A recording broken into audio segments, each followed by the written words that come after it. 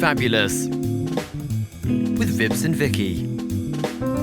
The ThinqShift podcast for professionals who aspire to be fabulous leaders. Those who not only succeed, but also purposefully seek to reinvent the world. Welcome to another episode of our Be Fabulous podcast. We are in the 2021 series where we're looking at the Fabulous Person's Guide to the Future of Work in 2025. So far, we've covered a number of different themes. Post-COVID, what's going to rebound? What's going to stick?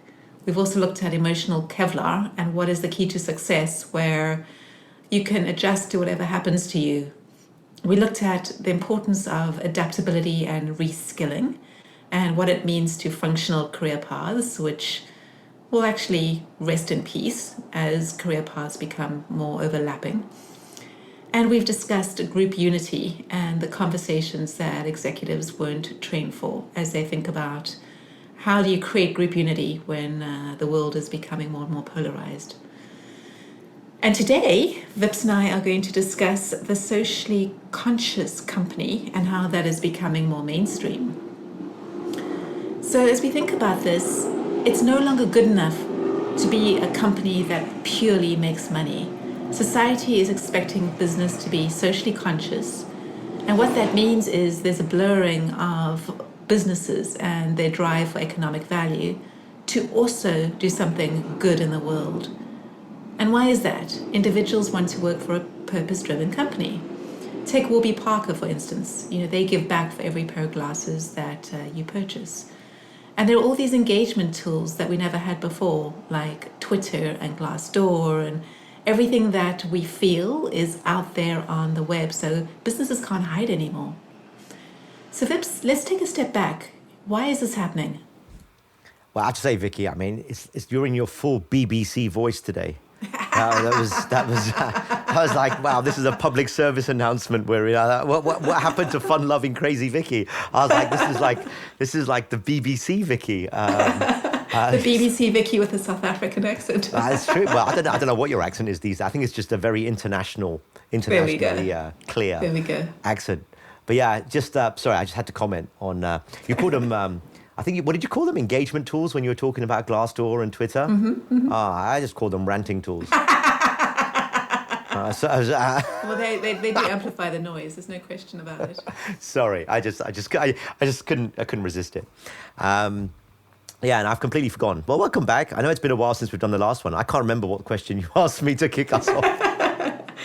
So I was just so impressed that you remembered all the other episodes we've done so far that I wasn't really functioning. I was blown away. Well, I always love to impress you, Vips. So. And you always do. Okay, so what I was thinking about is, as we think about purpose-driven companies and the amplification of these engagement tools, if we take a step back and we think about why this is happening, what are your views? This is like the meaning of life type of conversation. Good grief. I guess, I'll do it through the lens of what I'm seeing with clients I work with and the kind of environment that I'm in. And to me, a couple of things come through, particularly against the backdrop of the COVID 18 months and counting, plus the general, I'm just going to call it economic and social unrest that seems to have followed it.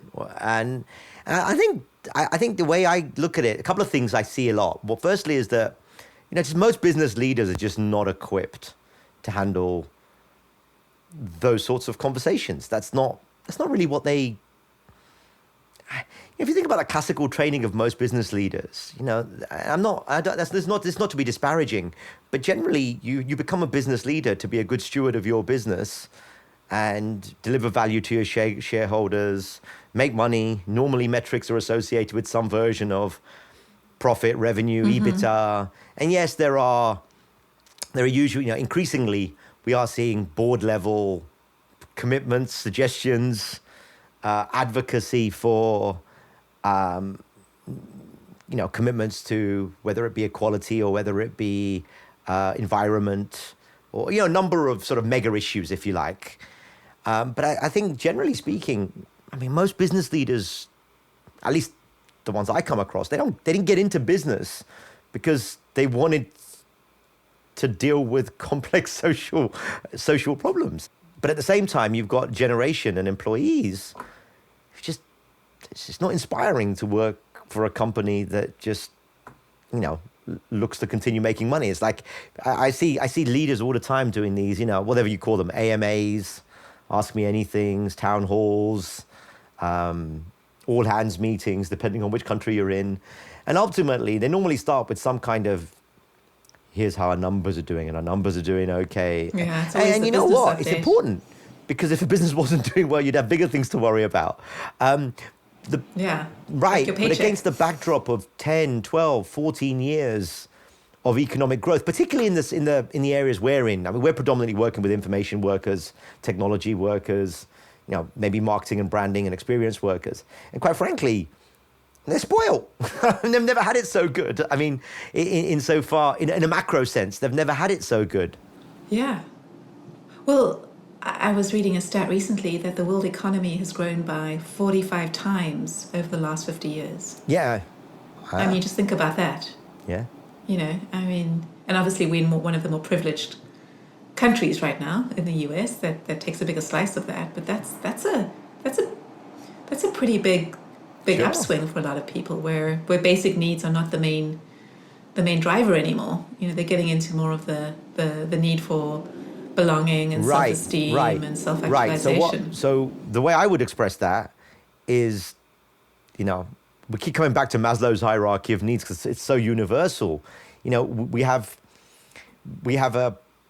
particularly in our world, right? I want to be careful that we equate that to the this might not be true for truck drivers. This might not be true for other types of non-information worker, if you like.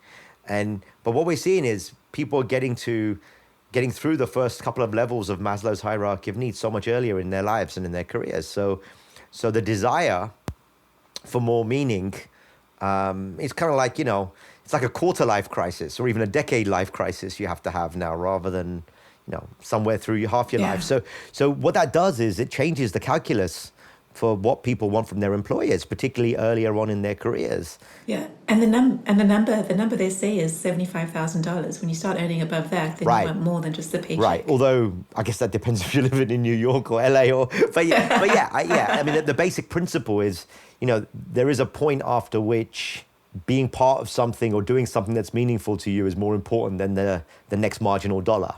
And I think that's a big part of what we're seeing, which is, in the one hand, you've got I think companies, my view, and it's maybe a little bit cynical, I've been known to be cynical in the past, is businesses don't do it out of the goodness of their heart. They do it because they've got no choice, because they need the talent and they need the people to want to be inside their companies. They're struggling with high levels of attrition, particularly in high skill areas. And so anything that creates more of a pull starts becoming a competitive advantage from a talent market point of view. And my view, honestly, truthfully, and that's very cynical, is I think that drives more of it than a sort of a genuine desire to want to improve a mission on something. I think we see it much more driven by, market positioning for a particular product to serve a group that maybe hasn't been served before, or to use a particular narrative as a way of carving up an audience and a market segment for, to sell them more or to activate demand in a different way, or it's because they need it for the talent. However you look at it, I think that really drives this. Businesses are forced to react. If you don't react, you just don't get the best or even the second best talent. Yeah. And I agree. Sadly, I'm usually the glass half full person. You're going to go glass half empty. I love it. But I sadly do agree with you that as you think about these bigger socially conscious issues, or even happiness at work or any of that, there's usually a reason other than just because it's the right thing to do.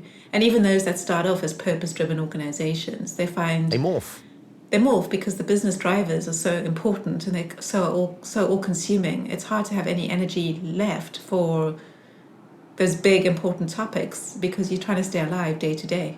Well, I mean, let's bring it back to our own, I guess our own formative years in our previous company, Quedis, right? I mean, in the early years, I think you were year one? Yeah, year one? 6 months. Well, 007, weren't you, if I remember correctly? I was 007. You were 007. Yeah. And Pete Cottrell was 006. 006. Maybe he's listening in Tallahassee if he's still there. I don't know. Maybe. But yeah, if you think about how we were when we were that small unit, I mean, we were very tight. Well, it certainly felt like we were very purposeful about what we were doing and what we weren't doing. Even though at the end of the day, we were consulting to technology leaders, it still felt like there was a lot more purpose behind the community that we were trying to build, the value system that we were trying to build, Absolutely. the good that we were trying to do in the world, the graduates we were trying to help along the way, a whole bunch of stuff. It was really addictive. It was addictive, and it was, but then, we got to, a couple of hundred people, and suddenly it becomes more important to feed the machine. And now you start worrying about things like, do we have enough work? And have we sold enough work? And is there enough to be able for everyone to pay their mortgages and their bills and their, school fees if they had kids or whatever? And so, the economic responsibility starts kind of shifting. I don't know, taking over maybe. Yeah. Yeah. Or it becomes, I don't know, if it's like a solar eclipse, it just kind of eclipses more of the sun. Yeah.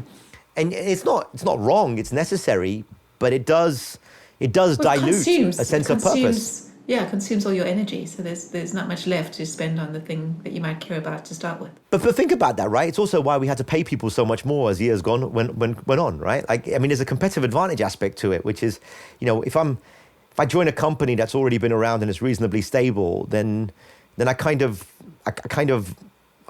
I'm joining because of the stability that represents. My expectations are higher, all those sorts of things. Whereas, I think so. There is such a.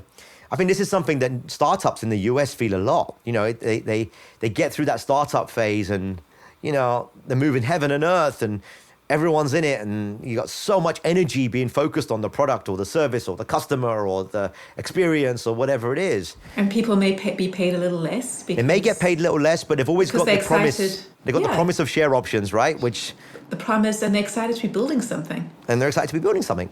And then they reach a certain stage when they're not so normally excited. What happens is they get more funding, right? And then you get even more shareholder or VC demands. Or they float, or something happens which changes the composition of the motivations of the core of the business, and then it starts feeling more sterile, and it just starts feeling more financial in nature. And so then what's going to happen then is like, well, screw that. If that's what it's going to be like, I want to get paid a shit ton of money, right? So then we all then fall into that game. Or at least get paid fairly compared to. Well, I mean, but fairly's always going to be a personal judgment. Yeah, but you're relatively, if you've joined a startup for, I'm going to give a lot because I want to build something, then after a while it gets taxing where you're like... Yeah, and it's a killer, right? Because then you're also thinking, but I gave so much and I didn't get enough return, and now I'm being asked to do it again, and why should I do it again? I already feel like I've been screwed over, and there's so much toxicity that's part of that. Yeah. That and you feel like you've given your soul to it.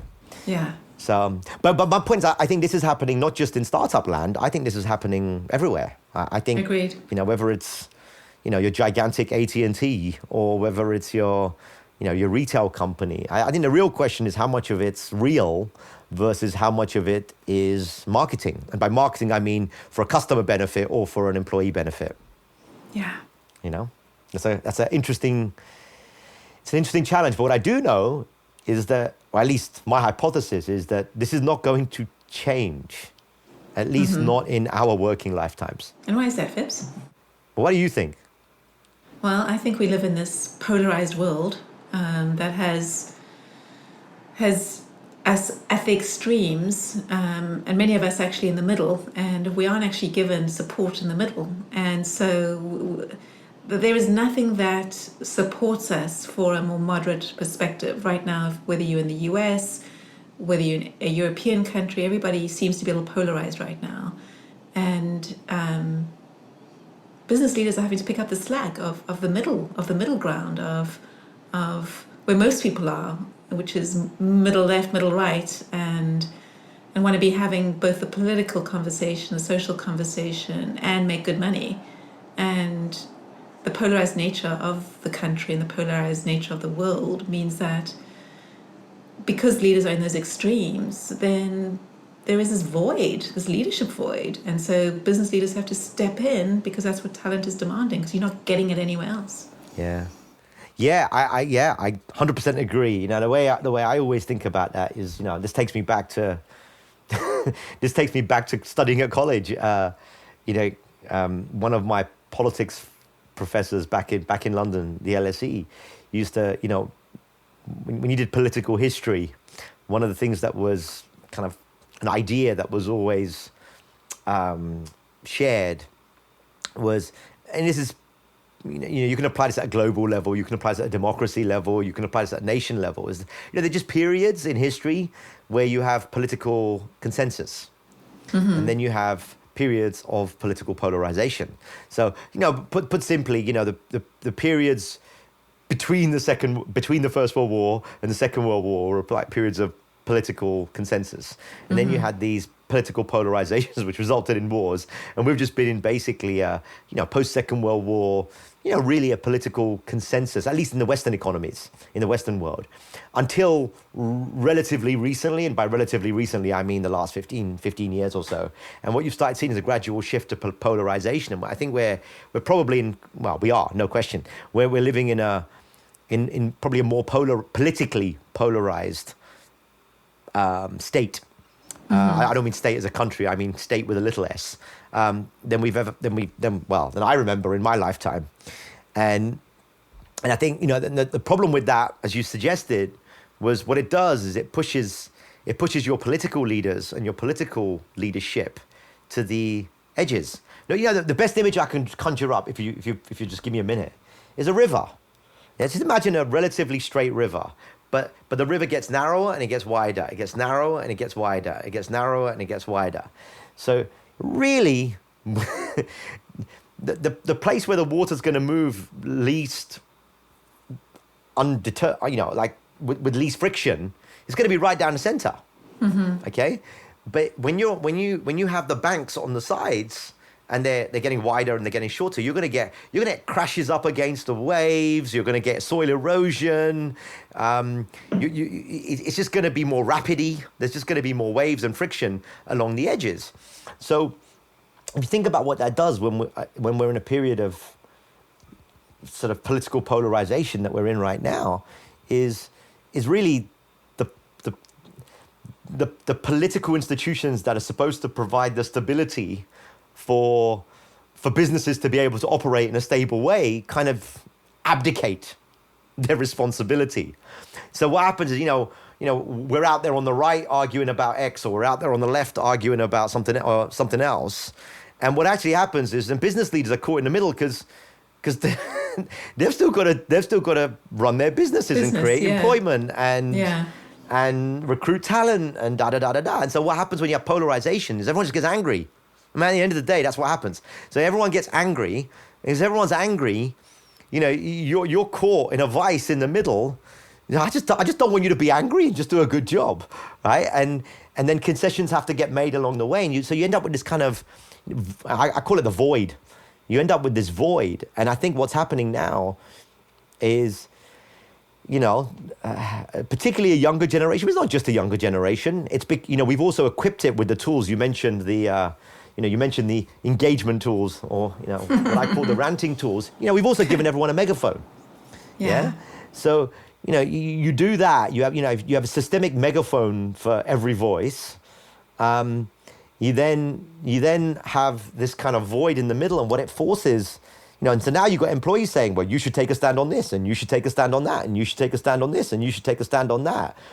And as a business leader, you're kind of up shit creek without a paddle when that happens, because the more you try to do, I mean, whenever you engage in any conversation as a business leader on something that's political in nature or religious in nature, anything where there's a very deep core belief of identity, then there's no way you're not going to piss people off in your own company. Yeah. And so it becomes really, really tricky. And so, we, and this comes back to my initial point, which is our business leaders. That's not what they studied for. They didn't study for statecraft. They studied for spreadsheet optimization, data-driven decisions, and and they're having to deal with these complex and chaotic landscapes where there's just no right answer. It's just about navigating through the misery and the poo. Yeah, it's like navigating through a minefield, and that's not. I mean, most people don't want to do that. I even think about like, when you got Tim Cook out there saying, "Look, man, we need the governments to give us a regulatory framework for privacy." Right? It's just another way of saying we can't fix this. We need the government to step in, right? And that's, and you're talking about big tech who generally don't want any kind of regulation on anything. Okay, and so I think that's the challenge we have. And then as a business leader, you're kind of damned if you do and damned if you don't. Whatever you do is going to be a challenge, unless you really focus on developing your ability to engage in social and political discourse in a balanced way. And that actually requires high levels of personal power and, quite frankly, quite high levels of content power and things you probably didn't study for. Yeah. And it's reminding me of a book I read a number of years ago, just before Brexit happened, and the US presidential situation with Trump. And I forget its name, Vips, but it was an awesome book, and it was about, let's call it the haves and have-nots, because I can't remember the name of it, but there were the ones that have the education, that are upwardly mobile, that are can work anywhere, can live anywhere, and they tend to live and are mobile in their jobs. And then you have the have-nots who do not have that college education. They tend to live within 20 miles of where they grew up, and they have a very different perspective on what they're thinking about. And those that are more highly educated and can get jobs anywhere have a very different agenda. They're more interested in freedom of movement across borders and globalization and everybody getting wealthy together. And those that don't have the education and are living closer to where they grew up are much more concerned about national identity and safety. And again, it comes back to the Maslow's hierarchy and that polarization. But if you think about that, because you'll end up with all those kinds of individuals in an organization at different levels, you've all got to coexist, and leaders have to kind of navigate all that. So think about that, right? I mean, what you just said, I 100% agree with you, right? So that's quite tricky now, right? Because now you're getting into your fundamental philosophy of people, right? Do you fundamentally believe that people are selfish beings that look after themselves first, right? Or do you fundamentally believe that people are inherently social creatures who are trying to do right for everyone? I mean, these are, right? This is the basis of left and right, almost, right? Yeah. You get into this kind of space, and again, these are not necessarily problems to be solved. They are complexities or polarities to be navigated. And this is why, where we find ourselves today with a very sort of attention deficit world that we live in, and it drives polarization. Make things easy for me. It's really, really interesting how when you look at any major issue that is meaningful, let's pick any of them: climate change,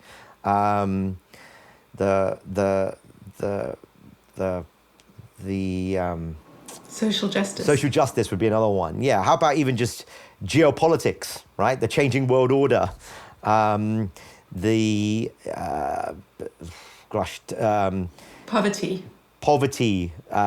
COVID, right? Just the way we deal with health. Okay. And you look at any of these things, it's really easy to have a very simple binary view, right? Like everyone should have healthcare.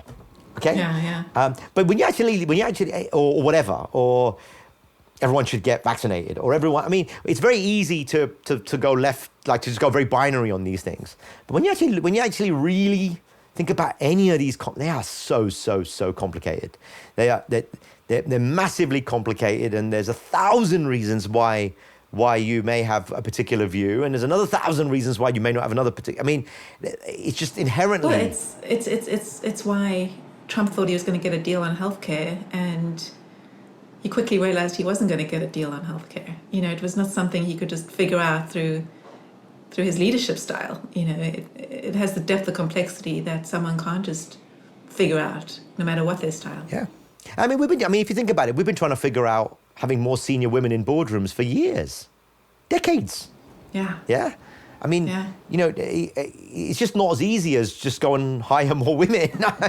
There's so many. When you actually get into it, it's like, well, okay, it gets so complicated, right? And that same is true for, the same is true for scaling a business. Well, take food, for instance. If you think about all the waste in restaurants, if you could distribute them to those that are food insecure, there would be enough food, certainly in America, to feed everybody. Well, 40%. I was watching. It was a CBS News report. 40% of U.S. produce, like produce we have in the U.S. stores, is thrown away.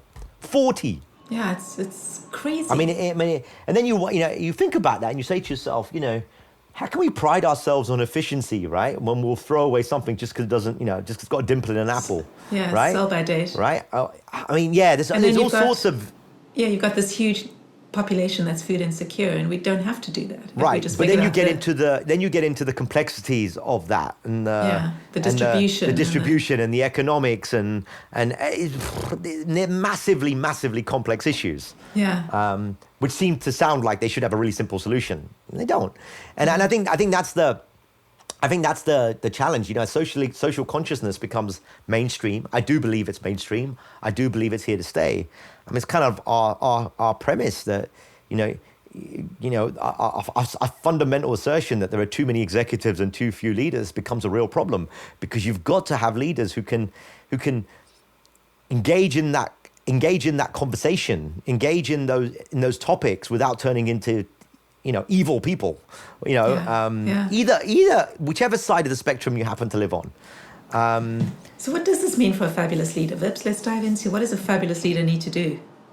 Gosh, without rehashing some of our non-negotiables and 4Ds and putting that lens in, my view is that I think there's probably a few things that we really should all take seriously that we're not taking seriously, or at least that hasn't risen to the consciousness sufficiently yet. And the first one is you've just got to be much more well-read on social, economic, and political issues than you ever had to do as a business leader before. You just have to. It's no longer, it's no longer acceptable if one of your employees says, "Why didn't you take a stand on the Palestine versus Israel conflict 2 months ago and look like you're lost?" Mm-hmm. Right? I'm not saying you have to take a view on it one way or the other. I'm just saying you better well know enough to know how to deflect that, or know if you want to engage on that with a particular view. And so I think there's just social consciousness is broad. It requires us to be a lot more broadly read. And I think that's a real problem with executives who have a very narrow field of vision relative to their content power. So if you're in tech and you only care about tech and you don't really see the rest of the world, then you're going to fall foul of this. If you're in marketing, well, you won't be a great leader. You might be a great engineer. Yeah. Yeah. Yeah. And then those people will, it's then very easy to then sort of villainize people who don't see it as simply as you, because you're seeing it like an engineer. So to me, it's like, don't feed the polarization, I guess, is the crux of it. Mm-hmm. I think that's my first one. I think the second one that I'd add, and I'm curious which ones you have on your list. I think the other one is we have to, the business world has been, how do we have difficult conversations? And when we talk about difficult conversations, we normally mean things like, how do you tell someone they're not doing a good job? How do you fire someone? How do you let someone go in a way that doesn't result in a lawsuit, right? So that's the kind of landscape that people often talk about difficult conversations in the workplace, okay? So I think what you've now got is that's just 101 now. right? That's a kindergarten skill now, which bear in mind most people in the corporate world don't have, okay? And so, but 202 is not just difficult conversations, but it's now like difficult situations, right? So the situations themselves are difficult, not just what you want to do is potentially going to piss someone off, okay? And then the third one is almost, the phrase I'm using, it's not quite right, but it's almost like difficult political discourse, yeah? Difficult political discourse, or statecraft would be another phrase. Diplomacy might be a third phrase. But being able to communicate and know how to navigate those sorts of conversations when you probably don't have complete knowledge, well, you definitely won't have complete knowledge, and you probably don't have too much control, and you may not have too much influence. But you're still expected to have some position, yeah? And so I think being able to do that in a way that doesn't, that pulls people together, so as opposed to just says, well, you could do this and you could do this, and just make it binary, to do that in a way that unites rather than in a way that creates binary bifurcation, that's just, over the next 10 years, I think it's going to become table stakes. Yeah. I'm going to add a fourth. So we've got well-read on... Was there a third? Yeah, you did three. Well-read on social and political issues. Being able to diplomatically navigate those types of conversations, and then be involved in those difficult situations, and like the difficult conversations, be able to work through them in a way where you're not upsetting too many people, which I guess ties a little bit to diplomacy. Yeah. But I think the key thing, if you sit what's underneath that, is your personal power better be rock solid. Yeah, because if your personal power is, I mean, that's fundamentally our central premise. If your personal power is not strong, then people aren't going to give you the benefit of the doubt to even listen. yeah. Yeah, and I think that's where I think we need to really improve. I think we've made personal power like a simple understanding of personal power sounds a lot like emotional intelligence, which is part of it, but it's also then being able to handle, really complex narrative, not about people's emotion, not about a person's emotion, but about the state of social things, the nature of, some of the world's most complex challenges that we're expected to be able to have some kind of say on and some kind of position on. It's tricky. So I'm going to add another one, which is listening, the ability to listen with all your senses, because to be able to navigate this, you have to be willing to put yourself in someone else's shoes and really understand their beliefs and where they're coming from, so that you can help navigate this. Because if you aren't willing to understand, then you're going to trip into all sorts of muddy waters that are going to be muddy anyway, but you won't know that you're going in head first. Yeah. So I think it's really interesting. And, when I think about the shift, I think what a lot of our executives, certainly in our world, right, in the tech-centric world, tech and information-centric world, people don't think they're doing work unless they're solving a problem. And this is not about solving problems. This is about navigating complexity, because the solutions will take hundreds of years, it's like, or decades. They're beyond simple fixes. And I think this gets us in all sorts of trouble when we try to do corporate social responsibility, when we try to do, we're going to talk about DEI next week in our podcast. It gets us in all sorts of trouble because we think that these really simple fixes are going to fix it, but they don't. They're good. They help. They take a step forward. They take a step forward, but if you start with the assumption that that's going to solve the problem, or it's a silver bullet that's going to, you'll be disappointed. A, you're going to be disappointed, and B, what's worse is you'll probably give up. And if you give up, what you do is you've raised expectations in your organizations, and then you've been unable to deliver. And then it's worse than if you'd never started anything in the first place. Yeah. Yeah. Yeah. So and that's what I think is. I think it's beginning to happen. Yeah. And baby steps and stamina. Steps and stamina. Yeah. steps Yeah. and stamina. So the key thing for all our leaders out there is to think about these skills and where are you on the trajectory of being able to navigate these unsolvable problems, and how well read are you, and how good is your ability to listen to others as you're navigating these kinds of situations, and do a bit of soul searching. Do you really want to get to that level and have to engage in these types of conversations? Because if you don't, then you're seen by your people as complicit. You're not part of the problem because you are not able to help fill in the void that they're seeing, that they're looking to you as a leader to do. So Vips, shall we dive into the Vicky Challenge? Let's do the Vicky Challenge. All right, so for those of you that don't have a good routine around being well read, I recommend that you choose a balanced source of daily headlines to give yourself a sense of what's going on in the world, and just a little snapshot every day. And then once a week, dive deeper into a number of topics that interest you. Vips, what are your choices? Where do you love to go for your headlines? For my headlines, there's a few places that I always go to. My staples, if you like. The Economist is one. FT is another one. And generally, I have a love-hate relationship with the HBR. I like the HBR mainly because I know that's what my clients are thinking about. But I think it also helps sometimes to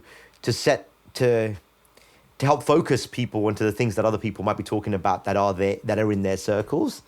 Beyond that, from a news intake point of view, I personally really struggle with the US news outlets. I find them quite hard, whether it's CNN or Fox. I probably veer a little bit more towards, if I have to watch something on TV, it'll probably be more BBC. It's been quite interesting, like with what's currently been going on in Afghanistan. It's quite interesting. Like I've been watching the CNN version, the Fox version, the MSNBC version, the BBC version, and the Al Jazeera version. And somewhere in the middle of that melee is a version that makes sense to me that no one seems to nail because everyone's got their own agenda. Yeah. But yeah, on TV. But I generally think that for what we're talking about, you don't get it from TV. Yeah. I think it's from the written formats. It's the Wall Street Journal. It's the Economist. It's those types of headlines. Politico is another one.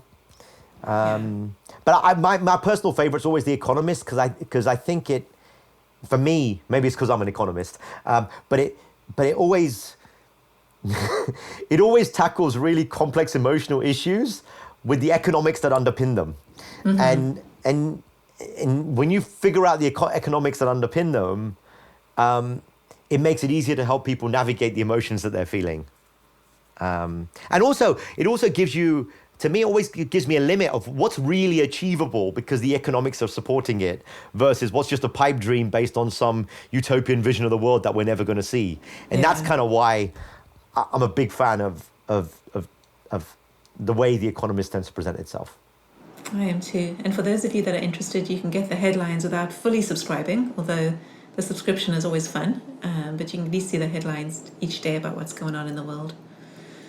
So with that, we wish you all the best in this journey. As you will have noticed, our topics are getting deeper and deeper as we go through what does the world of 2025 look like, and these types of conversations where you're well enough read, you're willing to engage in these conversations, and you have the personal power to be able to diplomatically navigate these conversations is going to be absolutely critical. So with that, have a fabulous week and stay fabulous, and we'll see you next time. Thank you, everyone.